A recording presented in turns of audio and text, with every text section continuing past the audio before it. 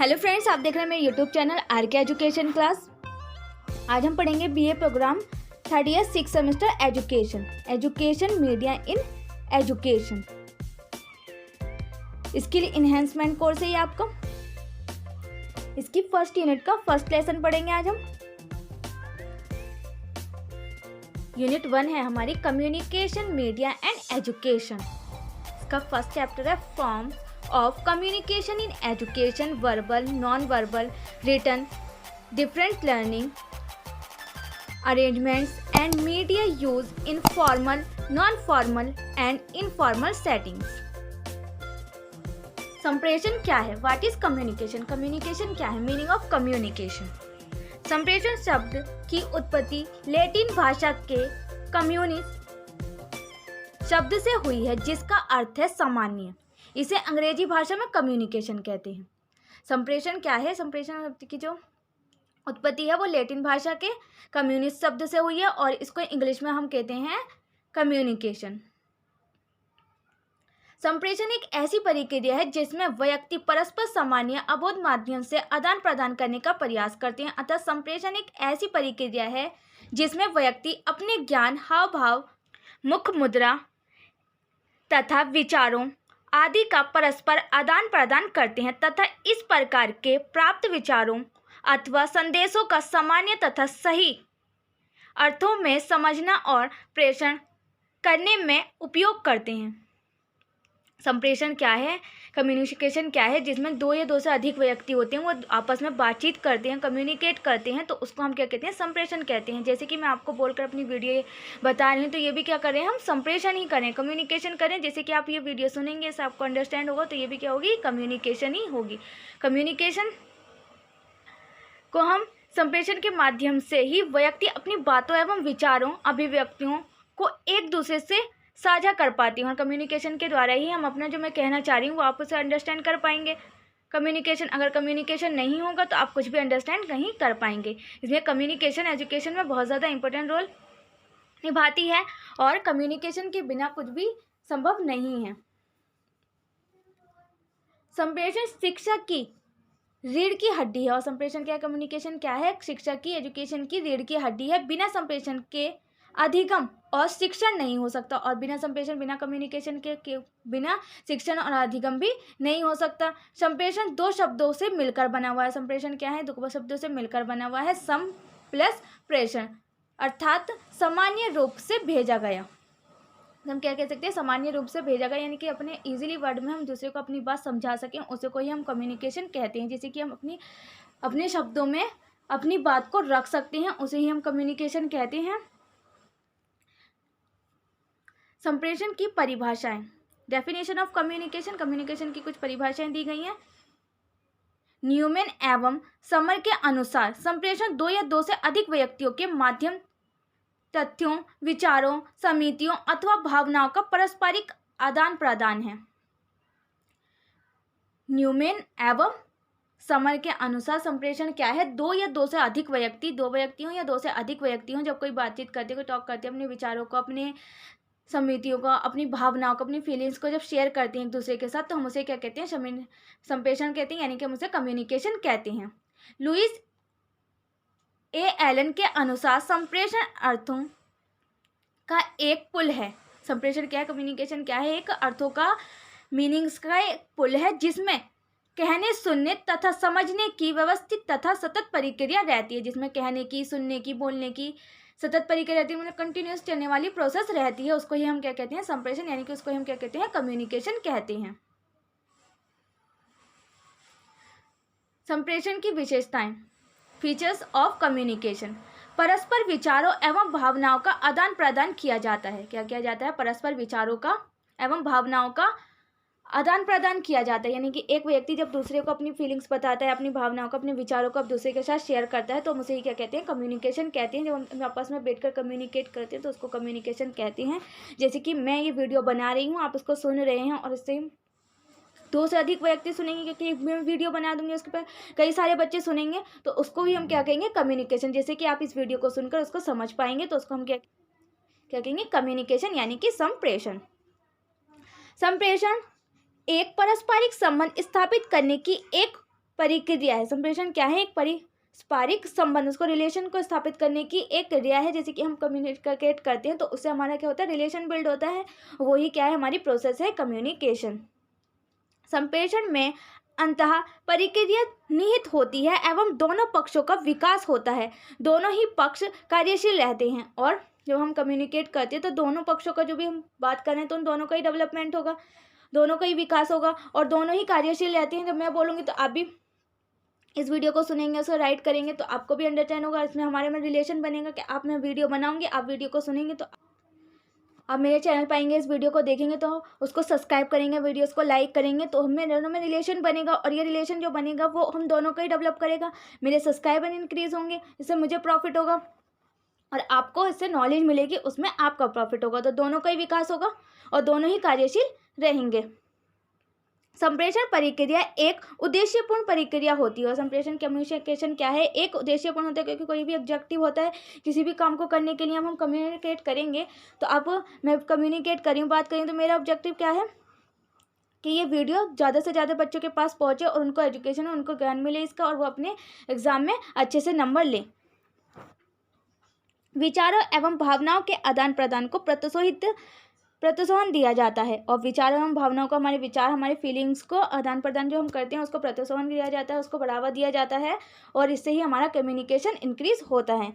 संप्रेषण की प्रक्रिया में अनुभवों की साझेदारी होती है और जब हम कम्युनिकेशन करते हैं तो उससे हमें अनुभव मिलते हैं, एक्सपीरियंस होता है और उसमें हमारी साझेदारी होती है, उससे हमारी पार्टनरशिप होती है। संप्रेषण मानवीय तथा सामाजिक वातावरण को बनाए रखने का कार्य करता है। संप्रेषण क्या है? मानवीय तथा सामाजिक वातावरण को बनाए रखने में भी कार्य करता है। जब हम कम्युनिकेट करेंगे तो हम लोगों से भी जुड़ेंगे, अपने सामाजिक से जुड़ेंगे, अपने पर्यावरण से जुड़ेंगे, सामाजिक वातावरण से में इंक्लूड होंगे, उससे जुड़ेंगे। तो वो क्या करता है? संप्रेषण ही करता है। उससे ही हम बोलकर किसी से को अपनी बात को समझा सकते हैं, अपनी फीलिंग शेयर कर सकते हैं, हम उसके बारे में बात कर सकते हैं। तो वो हम सब किसके द्वारा करते हैं? कम्युनिकेशन के द्वारा ही करते हैं। संप्रेषण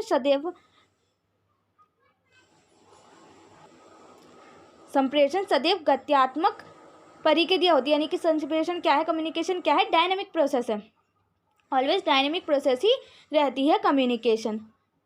शिक्षा में संप्रेषण, अब एजुकेशन में कम्युनिकेशन का क्या रोल है वो देख लेते हैं। शिक्षा एक सामाजिक प्रक्रिया, शिक्षा क्या एक सामाजिक प्रक्रिया, सोशल प्रोसेस है एजुकेशन, और जिसमें विचारों, सूचनाओं का हस्तांतरण होता है। जिसमें क्या होता है? विचारों का, हमारी सूचनाओं का, हमें जो इन्फॉर्मेशन मिलती है उसका हस्तांतरण करते हैं हम, तथा वाद विवाद के द्वारा विद्यार्थियों का बौद्धिक विकास किया जाता है और वाद विवाद के द्वारा विद्यार्थियों का बौद्धिक विकास किया जाता है, डेवलप किया जाता है एजुकेशन के द्वारा। और विचारों एवं सूचनाओं के हस्तांतरण और वाद विवाद के लिए संप्रेषण की प्रक्रिया अनिवार्य शर्त है। और जब हम किसी से बात करेंगे, उसको सूचना, इन्फॉर्मेशन देंगे, तो इन्फॉर्मेशन देने के लिए, उसे बात करने के लिए, उसे बहस करने के लिए, उसे वाद विवाद करने के लिए हमें कम्युनिकेशन की ज़रूरत होगी। Without communication we not doing anything. तो इसीलिए संप्रेषण एजुकेशन के लिए बहुत ज़्यादा इंपॉर्टेंट रोल अदा करता है। इससे रिलेटेड आपका क्वेश्चन भी आ सकता है, जैसे शिक्षा में संप्रेषण का रोल बताओ और ये किस तरीके से इसको इफेक्ट कर सकता है, से रिलेटेड आपका क्वेश्चन आ सकता है। आगे बढ़ते हैं। इस कारण से संप्रेषण शिक्षा के लिए बहुत जरूरी प्रक्रिया है और इसका शिक्षा में बहुत महत्व है और इसीलिए संप्रेषण जो है, कम्युनिकेशन जो है वो शिक्षा के लिए बहुत ज़्यादा ज़रूरी है। अगर कम्युनिकेशन नहीं होगा तो शिक्षा में हमें इजीली अंडरस्टैंड नहीं हो पाएगी, क्योंकि हम चित्र के द्वारा तो कर सकते हैं पर कुछ चीज़ों को अंडरस्टैंड कर सकते हैं, हम बोलेंगे नहीं जब तक तो हमारे इजीली कुछ भी समझ में नहीं आएगा। तो इसलिए हम जब तक कम्युनिकेट नहीं करेंगे एक दूसरे से तो हम अच्छे से अंडरस्टैंड नहीं कर पाएंगे किसी चीज़ को। तो इसीलिए एजुकेशन में कम्युनिकेशन का बहुत ज़्यादा ज़रूरी हो जाता है और ये इसका एजुकेशन में कम्युनिकेशन का बहुत ज़्यादा महत्व हो जाता है। अब संप्रेषण कितने प्रकार के होते हैं? लिखित संप्रेषण, लिखित कम्युनिकेशन की होती है जो कि हम रिटर्न कर देते हैं, राइट कर देते हैं, तो उसमें हम राइट हुआ वो होता है, हम उसको पढ़ लेंगे, उसके लिए हमें किसी चीज़ की ज़रूरत नहीं होती, दूसरे पक्ष की ज़रूरत नहीं होती, हमें डायरेक्ट हम इसको पढ़ सकते हैं। इसके लिए हमें जो जिस व्यक्ति ने राइट किया उसकी इतनी नीड नहीं होती, अगर हमारे पास वो आया है तो हम उसे एक्चुअली अंडरस्टैंड कर पाएंगे, उसको पढ़ लेंगे। बट इसके कुछ प्रॉफिट्स भी होते हैं और इसके भी कुछ लॉस भी होते हैं। अब लिखित संप्रेषण क्या है? What is written communication? लिखित संप्रेषण में व्यक्ति लिखित संदेश भेजता है। क्या करता है? लिखित संप्रेषण में, लिखित कम्युनिकेशन में व्यक्ति एक राइट करता है नोट और वो सेंड कर देता है। संदेश भेजने वाला तथा प्राप्त करने वाला दोनों के पास लिखित रूप में रहता है, और जो सेंड कर रहा है और जो रिसीव कर रहा है उन दोनों के पास ही वो रिटर्न में रहता है। जो रिटर्न करके दिया है जिसने और जिसको मिला है, दोनों के पास वो रिटर्न में रहता है, और खर्चा भी कम होता है। और जो हम किसी चीज़ को राइट कर देते हैं तो उसमें हमारा खर्चा भी कम होता है। और लिखित संप्रेषण में पत्र व्यवहार, बुलेटिन, गृह पत्रिकाएं, प्रतिवेदन आते हैं। जब सूचना एवं विचारों के संप्रेषण में उपयुक्त तकनीकों का प्रयोग किया जाता है तो उसे लिखित संप्रेषण की संज्ञा दी जाती है। जब हम किसी चीज़ को रिटर्न में दे दें, गृह पत्र दे दें, उसे पत्रिकाएं दे दें, उसको लेटर दे दें, प्रतिवेदन दे दें, तो उनको जो ये सब चीज़ें हैं उनको हम क्या कहते हैं, उपयुक्त तकनीकों का जो उपयोग किया जाता है उसको ही हम लिखित संप्रेषण किया जाते हैं। जो कि हम रिटर्न में दे दिया, हमने लेटर लिख कर दे दिया, तो वो लेटर क्या है, हमारा रिटर्न में है। अब जो मैंने सेंड किया मेरे पास भी वो ऑब्वियसली होगा, और जिसको मैंने सेंड किया उसके पास तो वो ऑब्वियसली पहुंचेगा क्योंकि मैंने उसको वो सेंड किया है, तो वो रिटर्न में है, उसमें हमारा खर्चा भी कम होता है। अब इसके लिखित संप्रेषण के कुछ लाभ हैं। लिखित संप्रेषण के लाभ: प्रत्यक्ष संपर्क की ज़रूरत नहीं है। प्रत्यक्ष संपर्क की ज़रूरत नहीं है, इट मीन्स कि जिसने राइट किया है वो तो उसकी इतनी ज़्यादा ज़रूरत नहीं है, जिसने रिसीव किया है वो खुद पढ़कर भी उसको अंडरस्टैंड कर सकता है। प्रत्यक्ष संपर्क के लिए पक्षों के बीच संपर्क जरूरी नहीं है कि दोनों पक्ष, जिसने राइट किया है और जिसको मिला है, उन दोनों के बीच रिलेशन हो, ऐसा ज़रूरी नहीं है। क्योंकि जिसने राइट कर दिया और जो वो पढ़ रहा है वो पढ़ने के बाद तो इजीली अंडरस्टैंड कर ही लेगा, क्योंकि जो लिखा हुआ है उसके समझ में आ जाए कम्युनिकेशन से। और प्रेषक द्वारा लिखित संदेश भेजते समय, और जब वो सेंड कर रहा है लेटर को, तो वो जिसने राइट किया है उस समय उसमें उसे उपस्थित होने की ज़रूरत नहीं है। जिसको उन्हें भेजा है उसके लिए उसकी नीड नहीं होती है। जिसने राइट कर दिया उसका काम ख़त्म हो जाता है, जिसको मिला है वो उसका काम स्टार्ट होता है। वो अपना पढ़ने के बाद उसको जैसे वो यूज़ करना चाहे उसको यूज़ कर सकता है।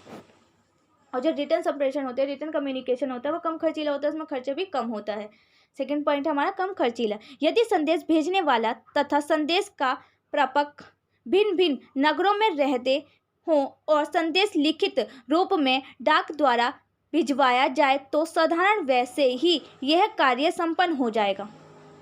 यदि जो संदेश भेजने वाला है और जो संदेश प्राप्त कर रहा है वो दोनों अलग अलग डिफरेंट स्टेट में रहते हैं, तो उनको आने जाने की नीड नहीं है। जब उन्होंने उसको सेंड, जो रिटर्न कर रहा है उसने उसके पास सेंड कर दिया जिसको प्राप्त करना है, तो उसके लिए वो डाक कर सकता है, उसको पोस्ट के द्वारा भेज सकता है, उसको खुद जाने की नीड नहीं है जब उसको रिटर्न में दे दिया कम्युनिकेशन।